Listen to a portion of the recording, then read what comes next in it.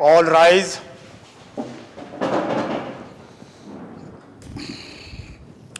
You may be seated.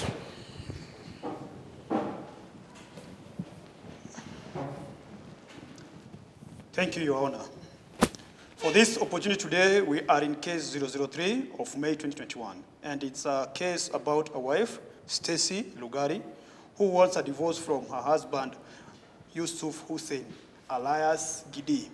Stacy claims that her husband forced her into doing so many unwanted things to help and support the family during these tough economic times brought by the pandemic, despite her protest and being against it. When she finally gave in and found an Arab guy willing to marry her with her 2 children and get her out of the work she was doing, Your Honor, Mr. Yusuf here, aka Gidi, refused to let her go and even went ahead to lock her up and her children in the house for 3 weeks, Your Honor, before they were finally rescued by the police on April 20th this year, Your Honor. Gidi here was later arrested after Stacy gave her statement to the police officers. Stacy says that she doesn't care what the court does to him as long as she gets her divorce from him. She says that she fears for her life, and the life of the children. As she says that her husband is abusive and usually beat her always. Thank you, Your Honor. That's all. Thank you, my belief, and let's get it on. Stacy. Yes, Your Honor. Don't know whether to start with you. I will start with Gideon. Hussein. Yes, Your Honor. Which one do you prefer to go with? I'll go with Gideon for today, since I'm Yusuf Hussein. Gidi is my alias name. Well, Mr. Hussein, which world are you still living in that you still lay your hands on a lady? Where does this brutality? Anyway, before I get back to you, let's see what Stacy got to tell the court today about you. Yes, Stacy, please. Mi nimeolewa na huyu, lakini tulikuwa tumeoana kitambo. Mi nimemuacha. Ni vile tu sasa nilikuwa navumilia juu ya watu wawili. Sina place ingine ya kuenda. Basi zile sasa alianza kunitesa. Mimi nikaamua ile opportunity nitapata ya kumtoka huyu naenda nayo. Hata heri niishi kwa streets aki. Hatujaachana, si niko na pete bado. Tumeachana, nilikuacha kitambo sana. Hujaniacha? Tujaachana. Well. That one, I will start with Mr. Hussein. Hamjaachana mpaka koti itaposema mtaachana.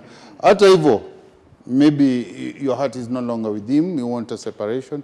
You see, marriage is not only about the documents that satisfies. It's also about your feelings towards each other. You might be in a relation, but it's not a relation. It's a dead relation. But we'll get there. For now, Stacy, sasa umeamua afadhali ukae kwa mtaa in the street, lakini sababu eleza. Tumeoana miaka 4. Lakini hii story yote ilianza last year after pandemic. Huyu anafanyanga kazi ya security. Sometimes kampuni inampatia shift ya usiku, sometimes ako shift ya mchana, lakini sana sana anakuanga shift ya mchana. So siku moja kitu around April, 1 month after corona, akakuja home, akaniambia ati kampuni imeamua kukata salary ya kila mtu by 30%. Mimi naelewa. Akaniambia sasa juu salary yake imekatwa by 30%, itanibidi hata mimi nimetafuta job tusaidiane. Bado hapo mimi sina shida. Lakini sasa shida nikamwambia corona imeleta mambo mob. Watu wanasakwa job. Mimi nikienda kutafuta job fresh haitakuwa easy. Nitakosa. Hivyo ndivyo nilimwambia. Do you know, aliniambia hata si lazima nitafute job. Ati I can use what God gave me to make money. Imagine. Your Honor, that is untrue and false. Hivyo ndivyo ulisema. That is untrue, Your Honor. Hivyo ndivyo alisema. Kwanza nikuulize, let me work with Stacy for a moment. Stacy, when he spoke or proposed of you finding a job, did you try to find one? I tried. Ulijaribu ama umesema alipokuambia ulimwambia pia? Nilimwambia ati kuna corona itakuwa ngumu. But nilijaribu. Ulijaribu? Naenda kwa hoteli nauliza kama wana haya, lakini wananiambia hoteli zingine hata zimefungwa. Wengine majority of them were closed. Hospitality was really hit by corona. Yeah, it was very tough, Your It is. Yeah. Tena hata siwezi kuwa house girl, nitaachia watoto wangu nani? Huyu. Si watoto ni wangu pia. Na hukujaribu mamafua ama anything like that? Watu wako nyumbani, your honor. Kwa hivyo Hakuna mtu anataka kufuliwa nguo juu wako nyumbani. Watoto sense. pia wako nyumbani.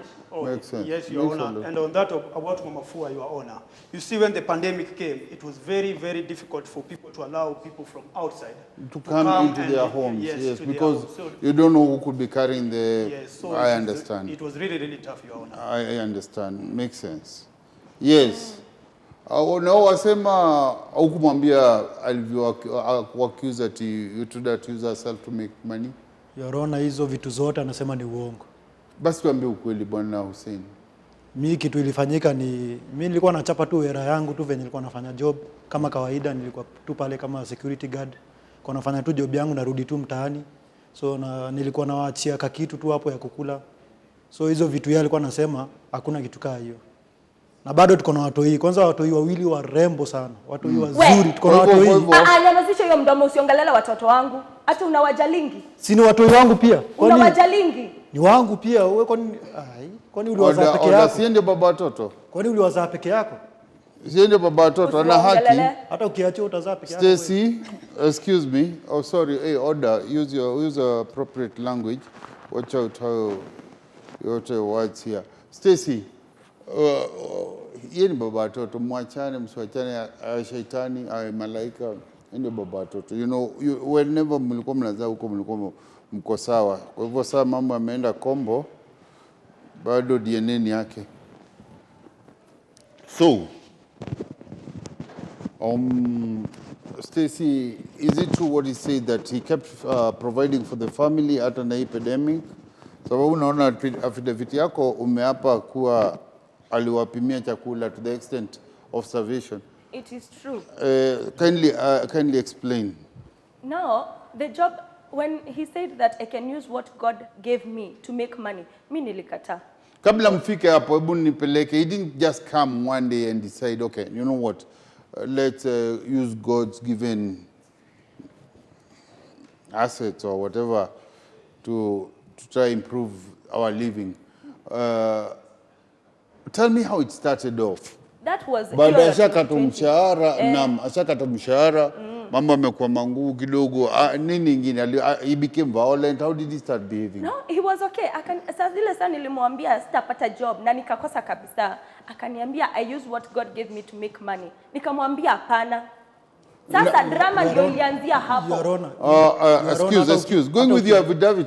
Sorry, excuse me. Drama sasa ilianzia hapo, akaanza kutunyima chakula. Okay. Akitoka kwenda job, alikuwa anatugawia kama ni unga, anagawa kidogo. Unga yenyewe itatosha tu uji, hata mtu hawezi pika ugali. Alafu hiyo ingine anarudisha kwa bucket, anaweka nzi ndani, anafungia. Jioni akikuja apate hakuna nzi kwa hiyo bucket, anajua nilichota. Sasa hiyo ni vita ingine. Lakini sasa kwa nini mtumie chakula yenye nishawagawia niwapatia yenu? Ngoja. Mr. Hussein. We? Sasa hizo zingine ameongea. Wait. Hussein. Order. Mr. Hussein, I'm still digesting the fact. Ulitoa wapi idea kuvugia hizi? Mimi hata sijui hii ni uganga. Hii yote ni uganga. Mimi sijui alitoa wapi hizi idea zake. Na si hiyo tu, your honor. Mafuta ya kupika alikuwa anataka ametupimia kando. Hiyo ingine anachukua marker pen, ile permanent. Ana mark mahali imefika. Akikuja jioni apate imeteremka. Hiyo ni picha ingine. Si mimi ndo mwenye nyumba, lazima ni mark. Mimi ndo mwenye nyumba. Ngoja Stacy. Order. Stacy Hussein, please. Bado mimi niko pale kwa inzi. I've been in the corridors of justice for quite a time na sijaisikia hiyo. What? Mwanaume yule lijulia wapi? Na huku Georgia nje kushika hizi ukitoa hii uigize jingine. Mimi hata sijui alikuwa atoa wapi. Wow, interesting. Your Honor, najitetea kidogo nisemee. Unajua hii pandemic imehit kila mtu unacheki. So hakuna venye singewapimia. Unajua lazima jioni ningekuja unajua lazima naenda kutafuta ile ya yenye nitawaletea jioni. Sasa kama wamemaliza yenye niliwaachia, hiyo ingine ndio vizuri. Siwaje wamalize ndio upate mali pa kuweka hiyo yenye umekuja naye. Your Honor. Watu Kitu nyingi anafanya si hiyo tu. Your Honor, watu venye wanakula. Ukiona hiyo nyumba venye wanakula. Kwanza huyu. Your Honor, this man angalia mwili. Chakula anajichukia. Huyu mtu anakulanga tu. Hakuna kitu kingine anajalingi. Ni akule tu. Sasa mwanaume si lazima akule. Ananunua nyama. Ananunua quarter. Anakuja nayo nyumbani. Mimi nitaipika vizuri, lakini atakula yote. Atuachie supu. Ati ni mwili yake imefanya kazi.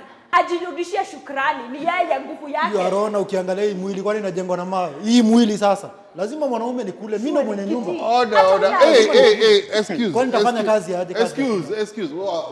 Mr. Hussein. That's where you go wrong. As a man, you should eat last in your house. Ambiwe haki.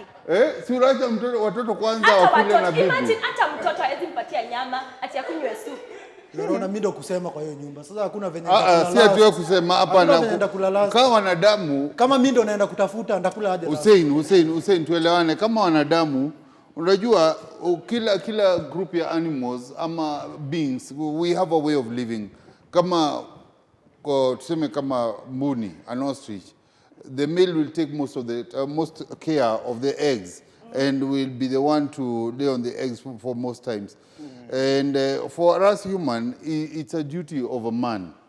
Okay, it's okay. Maybe she has the upper hand. If she had the upper hand economically or monetary, that's different. Okay, but being that you're the provider, you can't say that you should eat less so you may work even harder to make sure you bring more. Don't you think? Sasa mshika hizi lakini wanaume Beli fuko tulifika siku gani? Wale jua kushika hizi ati hizi nikipima unaona hiyo unga ile hizi ile chunga unga. Hiyo chakula nakula ndio inafanya nakuwa na akili mingi. Hiyo nzi si nilika mtu na akili yangu. Hiyo ni akili yako. Chakula unatumalizia wewe kidishwali. Haya. It's not like hata watoto hajalingi. Imagine kuna time alikuwa hata watoto wako. Imagine kuna time alikuwa anataka kuchoma food wote. Aache kuongea vibaya. Mimi uwajali. Mimi nasema kila kitu. Unataka kuniambia kwa hiyo nyumba mkulagi na venye mnakulaga excess? Your Honor, imagine mtoto akakuja akapata 5 bob kwa stool. Akachukua akaenda akanunua sweetie. Huyu akakuja akamwagilia mafuta ya taa na akawasha kiberiti. Aki kama singegonga hiyo kiberiti teke, I'm sure mtoto wangu angechomwa. Oh, pole. And did you report that? Hapana. Why? Sasa nitaambia nani? Sasa hizo ni story. Ati utaambia nani? Ni story gani unaleta hapa sasa hizo? Nasema order. Hussein, now it's not wewe tukitoka hapa wewe. Hussein.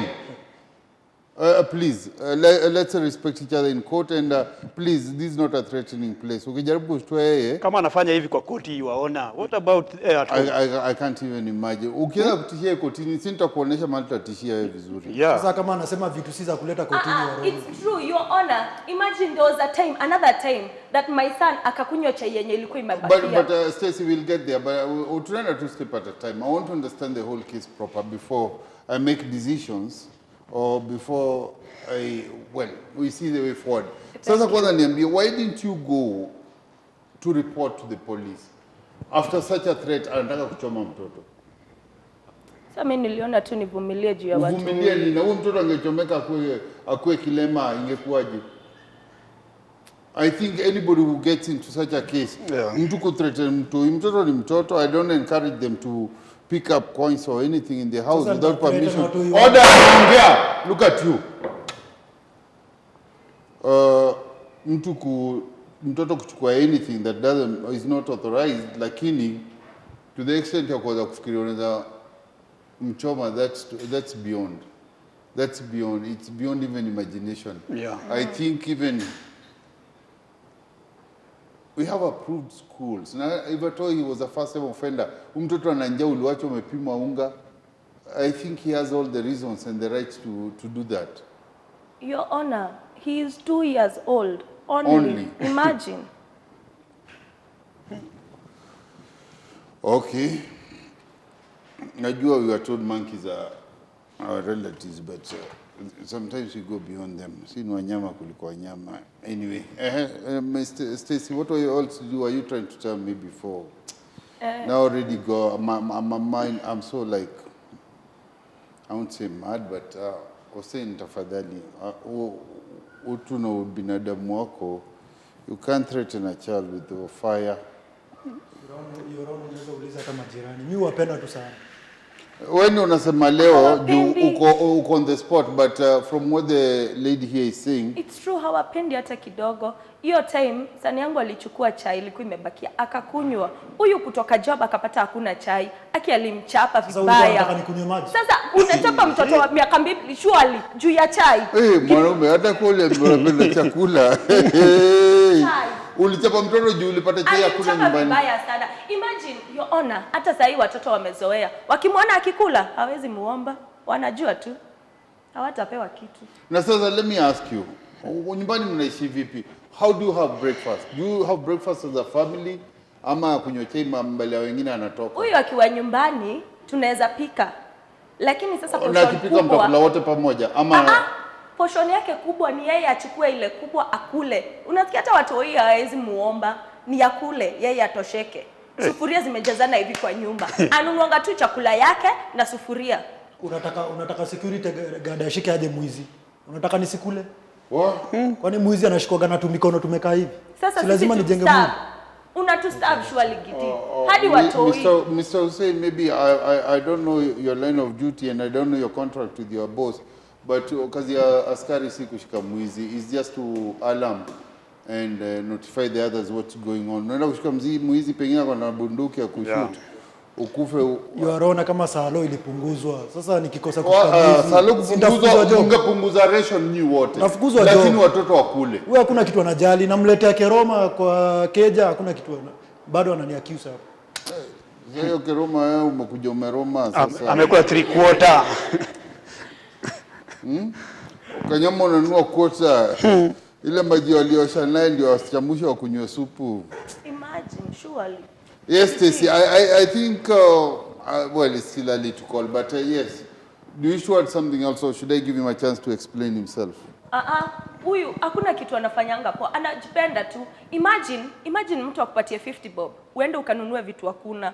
Unanunua tu vitu hakuna. Sasa anataka ununue kaskari kidogo. Sasa ukisema wait a minute, lady, hata ukisikia anaongea sheng nile na ibanga kutoka kwa watoto wangu nikisikia akiongea si ati I'm old and my line of duty, I don't meet many people who speak much of sheng. So kusema vitu hakuna ni kusema you buy the invisibles ama si hivyo. Ananituma pengine kasukari, pengine mboga. Sasa ananipatia 50 bob. Nikisharudi nyumbani, anachukua kila kitu nimenunua haraka. Anachukua hadi change. Anatoa calculator. Anaanza kucount, hii ni pesa ngapi? Hii ni pesa ngapi? Ni change ya how much umerudisha. Pakosekane shilingi hata moja hivi. Tena hiyo ni vita. You are huyu tukipata na hapo anatoshana hivi. Goja. Angalia venye amekula. Hussein, when I say wait, you hold it right there. Sasa Hussein, how do you know the prices of these things? Ndio ujue hata shilingi ilipotelea wapi. Unafanya kazi ya duka? Yorona, unajua economy venye manzee imetugonga. So lazima wewe ilikugonga ama na wewe pia ukagonga watu wako? Lazima tucheze hesabu. Unajua hatuwezi achilia. Si hivyo wewe. When the weight of the pandemic fell on you, you pushed the weight, you could not hold it. You pushed it to your people. What kind of a parent is that? I'm a husband. Stacy, I salute you as a good lady. Thank you. Uweje kutana na wale wabaya kwanza. Mimi ni vile naheshimu ndoa. Yorona, unacheza pande yake sana, kwani mkosa mmoja na wewe? Hebu chunga mdomo wako, ndakufungia ndio utajua ama tunamjua. Afungiwe kabisa. Wewe ushenzi wako huo utaupeleka huko kwenye mtaani mkanunue vitu haziko, lakini si kwangu. Hapa ni tofauti. Hapa tunafuata ukweli. Hata unapata muda wako wa kueleza. So don't panic or get into pointing me. No, you wish to speak. Yeah. Well, just remember, excuse me, Stacy. Just remember where we stopped it with you. So since he says that he feels that I'm not giving him a chance, let's see what he's planning to tell us. Either tufundisha techniques za kushika hizi. I would like to know how to do that. I did do science. I did art subjects in high school and university, but hiyo science yako ni zaidi. Anyway, yes, what do you wish to say? Yorona, tangu tupatane na mama hapa. Manze hata ukiangalia situation yenye alikuwa anaishi, venye kwanza alikuwa anakaa. Kwanza figa yake ilikuwa inacheza nje, hata haikuwa ndani. Sasa saa hizi nashangaa venye amekaa kwa hiyo nyumba yangu, venye amedishi, venye ndio maana unanichapanga. Nimemfanyia kila kitu. Order, Stacy, you had your moment. Let's listen to him. Venye nimemfanyia kila kitu anakuja ananichomea hapa kotini. Anasema vitu hakuna. Sasa mtu kama huyu utamsaidia. Kitu gani umefanya cha maana? Excuse me, Hussein. Sijakusaidia kupata do. Hiyo kazi umeenda kutafuta si mimi. Hussein, please. I'm listening. I'm not an angel as a prophet to know exactly what prevailed between the two of you or what you've done and not done for her. But from my hearing, I think you are guilty as charged. And I'm sorry to tell you.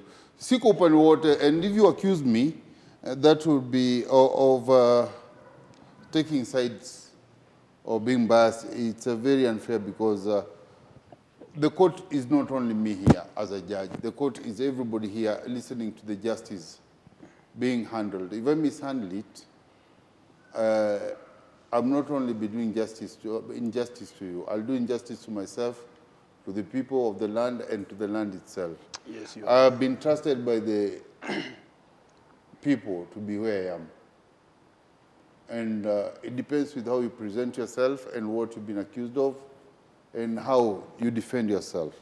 And no matter how good you are as a defender, you might be good, you might even come with a lawyer who will call all the big questions, but for me, I search for justice, not only for the law.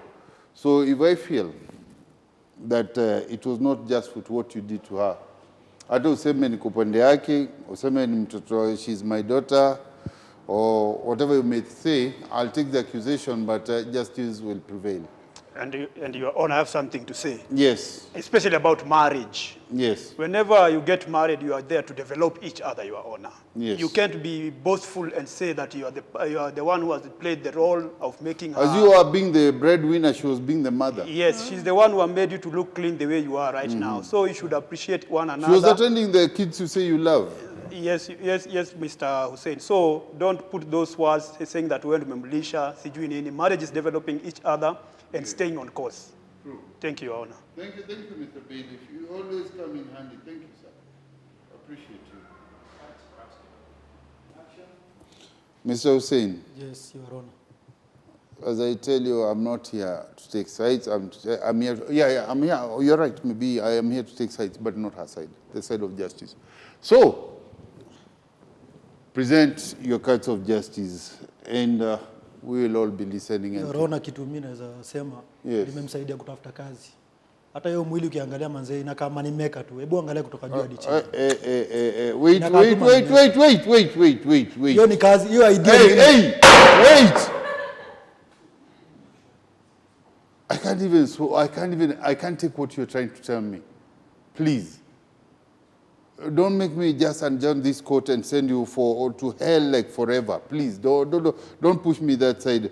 Hiyo si kazi. Ungeniambia ule watu ulimsaidia kumtafutia kazi ya house girl ama any job, hata kazi ya askari msaidiane.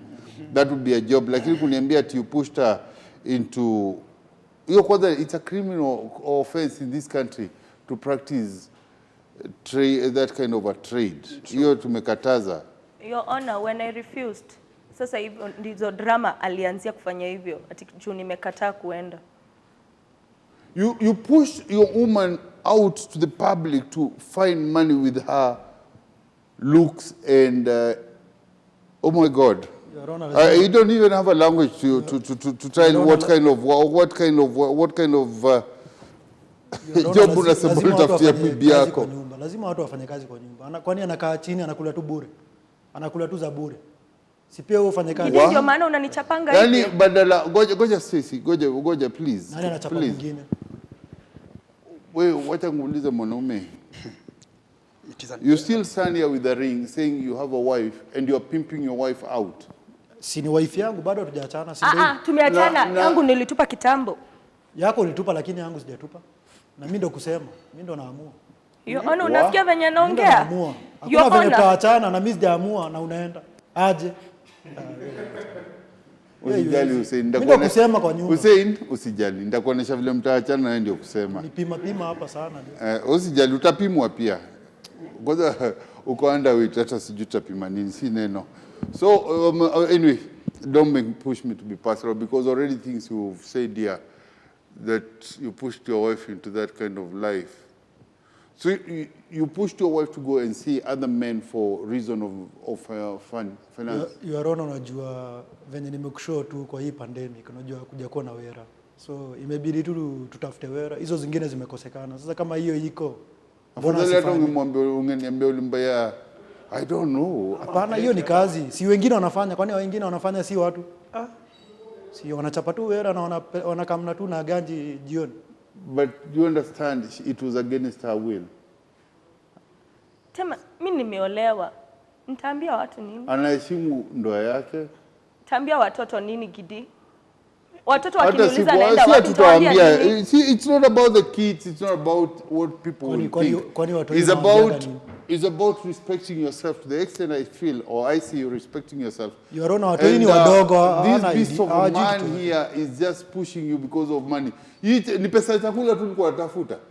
Ako nayo, chakula alikuwa nayo. Imagine your honor, sasa aliacha kutupimia. Juu mimi nilikuwa nimeamua, akikuja jioni anichape ni sawa tu. Nilikuwa nafungua bucket naongezea unga. Sasa akaona mimi natoanga. So akaanza kuchukua hiyo food, anaenda nayo job, anaiweka kwa bag, kila kitu anaweka kwa bag, anaenda job. Sisi tunaacha exercise nilikuwa nafanya, unajua. Hiyo ni exercise nilikuwa nafanya. Hadi exercise gani? Zoezi jo, si nikienda mtu akienda job, si hiyo zoezi anapiga tu. Sasa mtoto wa mwaka mmoja shule alianza Gidi whatever Hussein. You are on. Kwa nini Gidi, I'm asking you a question. Kwa nini kubeba sofa lazima ungebeba tu unga? Unajua unacheki unajua mtu akienda wera asubuhi, unacheki venye anaenda alafu anarudi. Hiyo ni zoezi. Sasa si ndio? Lakini lazima ulikuwa unatamani kubeba weight ukienda. Sasa ndashika aje mwizi? Si lazima nijenge pia mwili, nikuwe strong. Na maana kubeba sofa na nini? Hiyo nimebeba ilikuwa inanisaidia kukua strong. Lakini lazima ingekuwa unga. Alikuwa abeba tu, tunaachwa hivyo. Imagine watoto tu wanahurumiwa na maneighbors wanaopewa food. Mimi inanibidi nimestarve the whole day. Nikimgoja akuja na chakula yenye alibeba asubuhi. Hii ni uganga. Gidi hata sijui ni uganga gani ulitumia umestarve the whole day na ulikuwa unakunywa supu, kwani ile supu ulikuwa unakunywa ilienda wapi? Sikia ujinga. Aki mbona mimi niliolewa na mwanaume mjinga? Si supu ni chakula bado.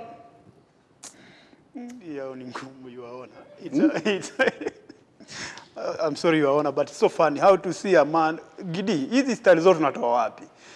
Kuweka inzi, kubeba unga morning na mpaka mafuta ya kupika. Hii Kenya lazima uwe na akili. Hapa hiyo sasa ni akili yako. Lazima uwe na akili. Kama una hiyo akili si utacheza. You're a genius from the other side. You're a genius from the other side. True. Hey. Wow. Your honor. Yes. Sasa ilifika mahali mimi sikuwavumilia tena kwa sababu amebeba chakula. Watoto hata hawanunuli nguo. Wanaonewa huruma na maneighbors. Imagine watoto wanapatiwa chakula na neighbors mwaka mmoja. Ati mwaka mmoja. Na ukavumilia wakati huo wote. Mwaka mmoja. Our daughter is how old? Ati mwaka mmoja. She is 1 and our son is 2 years. Wanapatiwa chakula na maneighbors. I swear tukitoka hapo wewe. Huwezi niua mimi sikuogopi. Huwezi niua. Gideon ulishaniua. Ulinifanya punching bag. Acha tutoke hapa. Mimi ulishaniua, mimi ni jini. Sikuogopi. Acha tutoke hapa. Sikuogopi. Wewe endelea kutoka. Order, Stacey, please. I just don't want to be so hard on you, but if you would observe some order and conduct in court, I would appreciate. But Gideon, will I kindly tell you that's the last time you're threatening her? If you don't want this court to go to full session, just threaten her again, because I'll just unjoin and send you where you belong. So kindly don't threaten her, and I wish you to take that seriously. Yarona hiyo uongo ndo inaniuma. Anajaza tu uongo, hakuna kitu. Mafako tu. Usijali, hiyo uongo wacha yume kwa sasa. The real bitings are coming. Usijali. Ms. Stacey, what were you saying before he started the threats? Your Honor, me, I gave up. I gave up on waiting for him. So I decided to go for that job he was telling me. I also see, before you get to that job, because that job is just beyond imagination, is beyond I can't comprehend it. I'm looking for the right word to say, because what? Yeah, it is, Your Honor. And it's so ridiculous that nowadays you find a man allowing such your wife. Nowadays, Your Honor, even your girlfriend. Something that goes on. Even some men are doing that, Your Honor. But in our days, even in boyfriend, girlfriend. Boyfriend and girlfriend, you find they go maybe to a club. You see a boy trying to say that this girlfriend is the sister. So ndo waweze kununuliwa nini? Waweze kununuliwa kitu pamoja. Drinks, food, something like that, food, nini. And I'm wondering, in our days, Your Honor, when even your girlfriend akisoma tu na mtu kwa barabara hivi, ulikuwa unachemka. Sasa hii extent mpaka unaenda unapatia unakuwa delivery boy upeleke. It's so sad, Your Honor. Very, very sad. Ni kama ni pizza mtu ameorder kwa sio kwa nini? Amepiga simu ameitisha. Wewe kwa delivery kupeleka bibi yako. Kichinjio. Your Honor, it's so sad, Your Honor. Very, very sad. And it's something that's happening. It's happening right now, Your Honor. I've seen even kwa mtaani saa hizi vijana wengi unapata have a girlfriend, a boyfriend, lakini unapata wakienda kwa klabu wanataka wanunuliwe. Hawana pesa, but they are going there. Anaanza kupimpa girlfriend yake. Yes, sasa unapata ukitaka kutoka na huyo msichana unasikia, unaona waanza kurushana jicho. Kumbe baadaye this is a girlfriend and a boyfriend. I hope she'll get away from whoever is buying the drinks, because how do you sell out somebody's daughter because you want to eat and drink? Si hata fadhali ukue mwizi ushiko ukuje tukufunge ufidiwe na gari la serikali. Ukue state guest kuhost kwa muda. What do you want to say? Unajua I wonder what you'll say that is what kuna ile position nafika mahali unacheki venye mbuzi inakuaga ikimeaga pembe. Gideon. Kama uwezi kama ni wewe unaita mbuzi shwari. Order Stacy. Hebu punguza hasira tafadhali. Kama wacha tuambie pengine yeye ndio mbuzi, wacha tumsikize. Ngoja hiyo mbuzi yako unasema kama Stacy, Your Honor. Let's hear where the goat is going. Your Honor, hiyo mbuzi unaona nimesaidia kuilea, unaona ikamea pembe. Hiyo mbuzi sasa ni wewe ama ni ipi? Kama hiyo pembe Order. Ona sasa ameanza. Mwanaume unakunja mwanamke ngumi. Relax.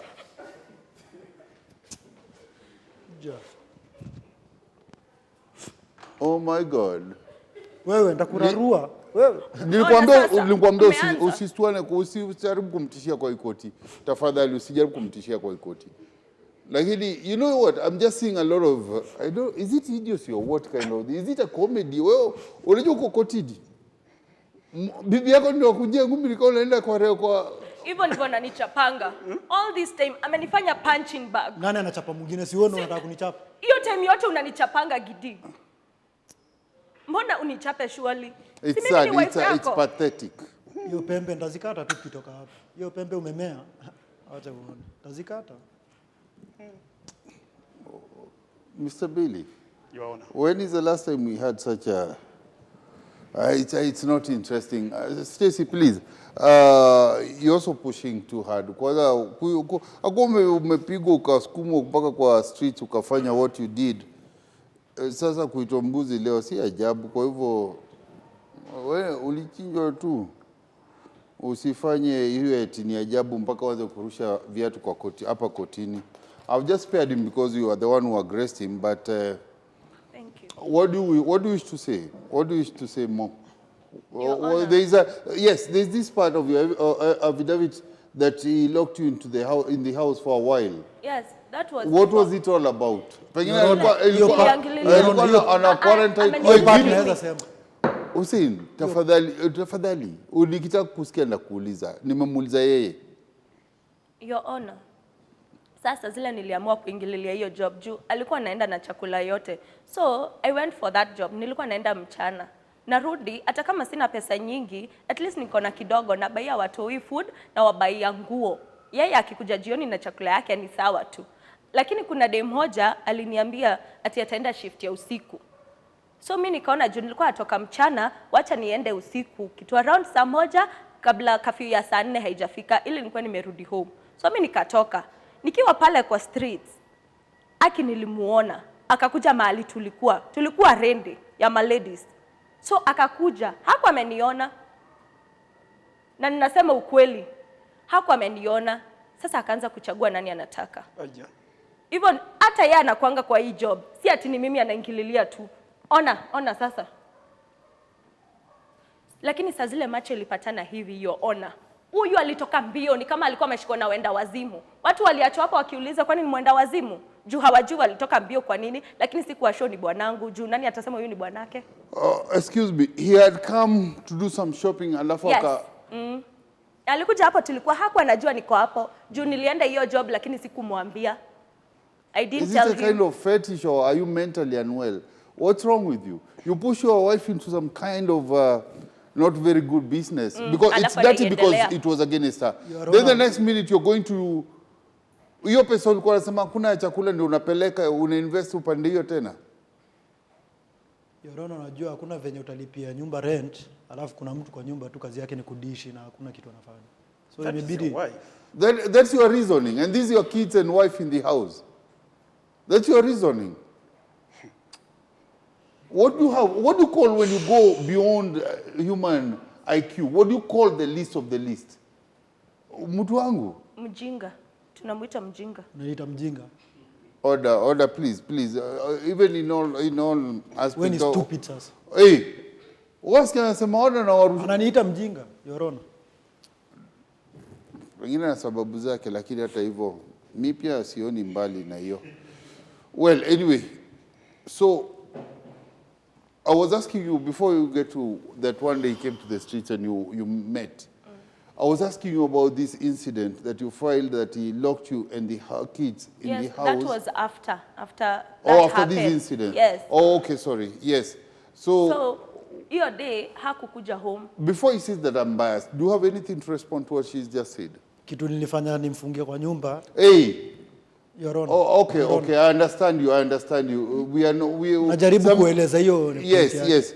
And So- yes, and Ndio as I nasema- said, I was just asking you to respond Ndio to the nasema- fact that once you went in the streets to find your own comfort or your happiness, and you found her in whatever situation you had pushed her to be in.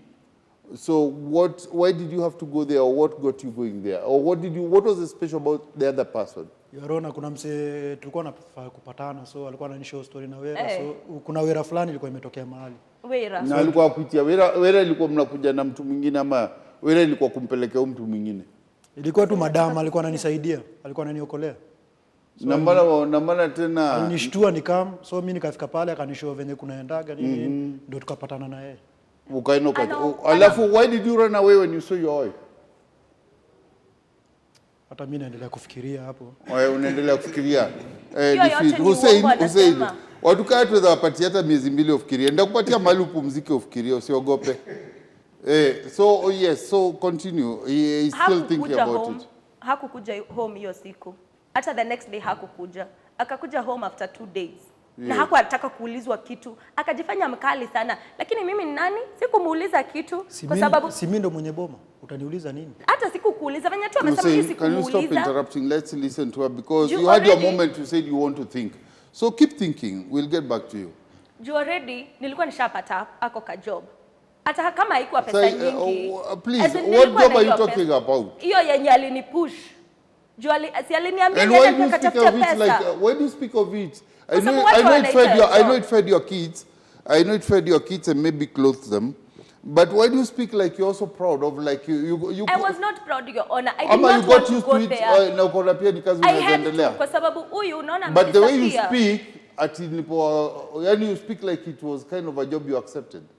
It was the only job I could get. But Kwa sababu he pushed me into that. But it was helping my children. Ameenda siku 4 hapatikani. Tungetua Unapushiwa kwani chakula wewe wapi? usijipush? So- Mimi nakupusha aje kwani huna please, you see what? This is not a court of nonsense. It's a court of law and justice. Please, when you don't have nothing constructive to say, Mr. Hussein, just keep it to yourself. Uko na mifuko na fikiri kwa mtoto tu ukiziweka kwa mfuko, utaenda kuzisikizia mbele. Sema Stacy. So Your Honor, when he came, hakuataka kuulizwa kitu. Mimi sikumuuliza kitu. Lakini the next day akakuja akaniambia ati sasa John nimepata kazi na stahili kulipa ushuru kwa sababu ya kukaa kwa nyumba yake. Imagine. Amenipush kwa kazi siku ataka kufanya. Nikapata kazi. Sasa ushuru alikuwa wait. Alipokuambia pengine wewe mwananchi mzuri huyu. Alipokuambia unafaa kulipa ushuru, alikupeleka KRA. Nimpatie pesa. Oh, yeye ndio KRA kweli. Yeye atapewa So pesa. you're the government in your house. What? Your Honor. Mimi ndo nilimpatia hiyo idea. So hakuna venye naweza patia mtu idea na idea imetokana na akili yangu, alafu bado akose kulipa hiyo ushuru. Kwa hivyo ulikuwa shareholder?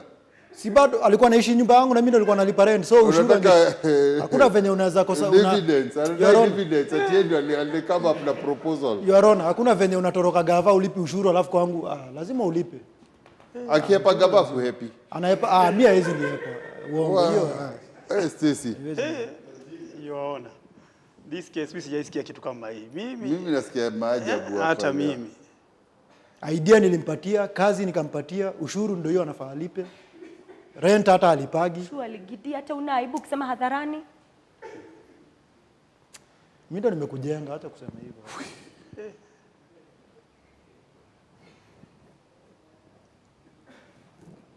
I don't know. Stacy. Your Honor, hata hiyo I have a headache. Hiyo ushuru anasema akichukua kuna kitu ya maana alikuwa anafanya nayo. Ananunua tu masufuria, ananunua chakula yake. You give him money. Ulianza kulipa ushuru na wewe? Sasa aliniitisha nitafanya nini? Tutafanya nini? Mtoto karibu achoma mikono utafanya nini? Ukakaa tu. Sasa atanichapa zaidi. Mkachapwa utafanya nini? Mtoto akachapwa juu ya chai utafanya nini? Nilikuwa nimeamua nivumilie. Do you know there is a government which takes you seriously as a citizen? Ati uko na haki ukienda kustaki mtu angefaa kulipe child support na kusi through, and not only that angechajiwa na hizo offenses zote. Kwanza kukuguza tu hiyo tayari, ama kuchapa mtoto juu beyond. Unajua kuna kuchapa mtoto ile ya discipline, but kuna ile brutality tunaona hapana, hiyo si haki. Kaka kuwekelea mtoto hata hiyo kumtishia tu. Do you know you left your child with trauma kufikiria ati baba yake and you say you love them? Do you know the damage you've done to that kid? Your Honor, even after we leave this place, I'll propose for counseling. Your Honor. This two mtoto asifikiri wanaume wote ni wanyama kai kitu. Yes, and Your Honor. Yes. On our side, like the way she's saying, sijui atafanya nini, Your Honor. Na FIDE inafanya nini? Like on us, as a government or institution, Your Honor, mara nyingi hatujafika huko chini kwanza. They don't know what way to go. Wanasikia tu wengi wao. So as your honor judge, you can propose this thing at a radio station. I can't propose. It's up to the government to know, yes, that we need stations, more social workers, yes, to educate our people about law, about health, about exactly. There's so much that our people down there don't know. Exactly. But I think I won't say, but there are people who enjoy an ignorant nation that doesn't know what's going on. But it ends up, the citizens are the ones who are suffering. Because maybe you should have been told there are organizations that take care of ladies like you, or they advise you, or they see you through, because you fell in love, you were good to settle for a family, or to make a family, to settle with. Your Honor, unajua hata hiyo ushuru iko pesa mingi. Sitaki kujua hata hiyo ushuru. So tatu. My friend, if only I was sure about my accuracy, I think these would have suffered enough. I would be on your head. So please don't even try to talk to me when I'm talking. I'm just like, you're up to here. I don't know. I don't know what people like you do. God let you walk in the streets. Utaka kuchoma mtoto mrembo wa watu ulimchukua, umemfanya, umemharibia maisha na kumchapa na kumtesa na kumsukuma kwa barabara, kafanya vituko zenye hazikuwa raha yake. I don't know. I wish I was the law. I had the right to do some things, because anyway. Stacy, what else do you wish to say? Your Honor, huyu mtu hakuna kitu kingine. So the man used to tell you what money he wants. Did you ask you what money you made, or how did you ask the money? Did he ask for a percentage? Did he claim everything? Aliniambianga tu ni 3 so. Kwa siku? Kwa siku, kila siku nimpatiange 3 so. So ni kumaanisha hakuna siku nitakosa kuenda huko, kwa sababu alikuwa anataka. Na hakuna kitu ya maana alikuwa afanya na hiyo pesa. Anunua tu masufuria na anunua tu chakula yake. Hakuna mtu mwingine anajali. Hey, usijali. The state, I believe our state is doing good. Utalishwa tu, usijali. Yaona kama analia njaa na bado hataki nikinunua. Goja. Yaani wewe pesa unatuma bibi akatembe kula, atembea apate shida zote zile atapitia, alafu akuje ununue tu masufuria na chakula. 300 shillings per day. That's 9,000 a month, Your Honor. It's not worth it. First of all, just remember what kind of trade she's been put in. Yes, Your Honor. And you know, if it were her choice, or she was doing out of, you know, her proposal or something, it's something different. But now she's been put there by somebody. Even in other countries, pimping is an offense. Even in our country. I know. You know, I'm saying it's not only here. I don't know where he gets those crazy ideas. I have no words for you. So you were to pay 300 per day. So you had to make sure that you get more than 300 a day. So you may eat, you may feed the kids, and make sure that you pay the so-called ushuru of 300. Yes, Your Honor. And there are good men out there who are saying they don't have wives. They are looking for them. And there are good wives here who are suffering in the hands of some beasts. Because I believe even if I'm told you are the Antichrist, believe you me, hata sitauliza mara mbili. Things you've done. You know, it's about, even though, I hope you don't think wanaume wote wako kama hii kitu. Your Honor, I'm a very romantic man. Please. Please, if that is your way, ndio nilikuwa nataka kujua hii babu ulikuwa unapima unga. Unajua, it's only for the kids that I didn't ask. If it was for her, maybe she was putting on a little too much weight. But you see, it's her choice. It's her body. If she wants to eat and go obese, it's her choice. So you being romantic, please, tusiongee hapo. Your Honor, kama nilikuwa nawapatia chakula, nilikuwa nawapenda sana na watoto. Hiyo kipimo hiyo. Kama sio pandemic, mimi ni mtu napendaga watu sana. Well, I'm still also considering that before the pandemic you are kind of a good person. Nilikuwa mzuri sana. And please, Stacey, you should also understand, and I'm not taking his side, neither am I saying, am I supporting this? But the pandemic has also got people going not so well. It's Sasa aliniambia mshahara imekatwa. I understood. Nikaelewa. I know. You said so, and I heard it. And I've also noted it down, but... even when you're going to that extent of doing that business she has been put in, it's understanding. Pia may understand the husband. No. That is not understanding. That one, I don't blame her, and there's no understanding. If you are really against it, there was a way of saying no and standing strong on your no. And that's why I said we need social workers to educate our people of their rights and their knowledge of where to get help. True. You know? Even, you know, I know it's a bit irrelevant, but I'll mention these. Even I see people, university kids, people who are doing degrees, and it's not that somebody who's doing a degree is better than somebody who's not going to school. We are all humans and we have a purpose. And whoever gave life is the one who knows the worth of the life. Yeah. But you find people committing suicide, and simply it's because they don't know who to talk to. They don't know where to source help from. And that's why I'm saying, for you, you should have known you can get help. The organization who take care of ladies, who help you. There are some, even NGOs, I see them trying to help, like Mnaza Kushona Nguo, they, you know, self-help groups. Yeah. But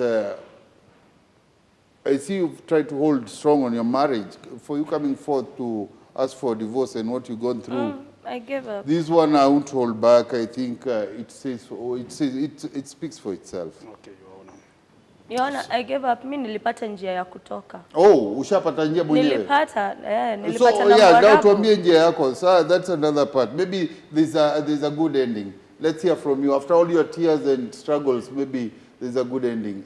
Nilipatana na Mwarabu. Alikuwa willing kunichukua na watoto wangu. And was with you when you were within this whatever business, whatever job? Nilipatana na yeye. Akaniambia atanitoa kwa hii life. Mimi nikaamua hata you told him your predicament. Nikamwambia nitatoka. Akani accept. Nikamwambia hadi niko na watoi wawili, akani accept. Imagine. To take you in with your kids. Mimi nikaamua sitatoroka. Sitatoroka kwangu, nitaambia Gidi natoka. So mimi nikaenda kumwambia, hata sikuwa nataka kumuomba permission, nilikuwa amwambia tunaachana kwa sababu nimepata njia ya kumuondokea. Lakini nikaamua hata akikataa nitaenda tu. Your Honor, huyu madam alikuja hiyo siku, kwanza nakumbuka ilikuwa Gamachi tarehe 12, siwezi sahau. Alikuja akanipata tu kejani, nikaa nimetulia tu hapo, anaanza kuniambia ati adai stories zangu. Sasa anadai kuzidi. So mimi nashindwa rada yake ni gani. So mimi nikawaambia kwani kunaendaje, akaanza kuniambia ati amepatana na Mwarabu, huyo Mwarabu anadai kumuoa amchukue na watoi. Mimi nikaona manzi hapa na kuna venye nataka kutokwa, so nikaona tu niwafungie tu kwa nyumba. Juu angetoroka na watoto. So you realized her days of slavery are over and you could not take that. Angetoroka na watoto Yorona. Na si ulikuwa ushamfukuza. Once uko mwanaume kusukuma your woman out there, and any lady here, you ever go out with your boyfriend and he pushes you to be with another man for the purpose of an extra coin or for money, for entertainment, for whatever reason, atina kupenda, you just do this for us. There's nothing like that. You're being used. You're straight up being used. Hata usifikirie mara mbili. Yorona, kitu ingine nilimwambia, after nilimwambia sawa naweza enda, nilimkubalia, so nikamsho tuende pamoja. Nikue kama bro. Okay, sawa. Your Honor, imagine he wanted me to take him to my new husband's house as who? As my elder brother. As long as Yorona, mimi ndo naongea Yorona. Mimi ndo naongea, ni story yangu sasa. Order. I think I've had enough of you. Kitu nilikuwa najaribu kusema Yorona, after nimemwambia nikamkubalia aende, so ningeenda kama bro yake hapo. Alafu wanipatie tu chakula peke yake. Hiyo story nyingine, hata wafanye nini ni story yao. Usijali, we organize for that. Utapata chakula. Akwani chakula mahali pa kulala, hiyo utapata. Hata usijali tena. So, Ms. Stacey, I've listened to your case. I don't think I can take any more of these. I've had enough, and I can happily or very unhappily settle to a conclusion. Since you're not claiming anything, you're just asking for your freedom. Especially after you don't even have to ask for it anymore. I'm going to grant you a separation, of which you'll come for your divorce certificates later. And I wish you well and your kids, and also get to know about the support groups and NGOs and the government hand in it, and how you can get your help. And this goes to any other girl there who is suffering in the hands, or any human being suffering in the hands of a spouse. It is not worth it. There is no love in tears. Love is loving each other, is appreciating each other. You can compromise for each other, but not to the extent of hurting you.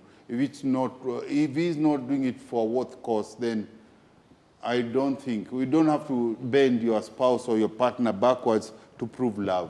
Separation, right? Excuse me, I'm speaking.